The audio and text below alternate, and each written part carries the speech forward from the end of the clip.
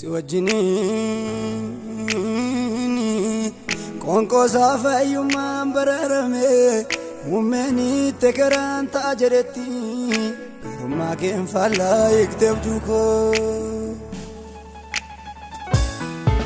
narine onge dacheti bobake jala rukona afkabdem kafanako sintaso dakasi tofargunko woto hadi ankino takove kamtilate mudawan ko baste firfirsite ndahe adam bafado sevnama agartuko farana fifsite nanesine karan ko arka kef gara ke shakku kinago telaga laga gama afimifu yali komo koti ndukaniko nijarara keti bakate memaliata animbe khumdilbi namnabdatu kudena jirenya silagate alesiko kitabagaruma keti yesus tikikena janachin arga amarako singudum fachu gof gabin kabu sidabdin inkamne umuri marga nagako nagako nagako tesamuna magararade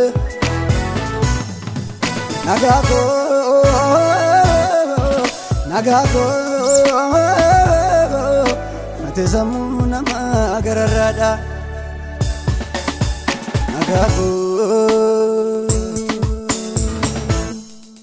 nagako nagako atezamuna magararada nagako nagako tezamuna magararada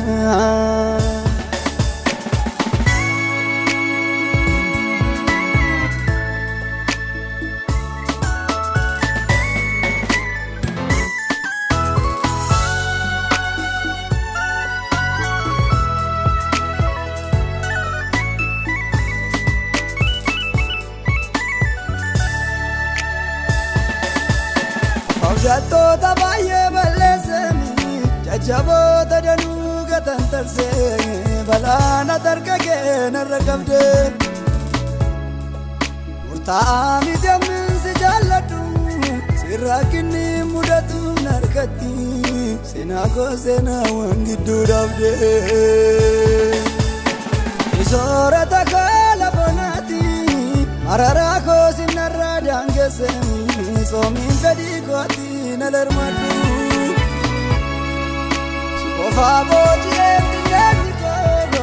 anasore safofa faite matilukun nabazim malenjurat ofinkalu ajiketi timasasabe ananafti tulugaruma ketiyabe nonsike bakana waduna dabe edai kerani wamichake dabarfatu ordu baketi anjorani dota wargatu yeronume namatogantu timbarfatu adanonko makafsena ke kofabata hangafake manikom kabumi yafata yonokse maniko tojike dabata gereko gone sanamina farge indagadhu Lola mudannoon siin darbe talaalli kee habaqii biqilu ofan argee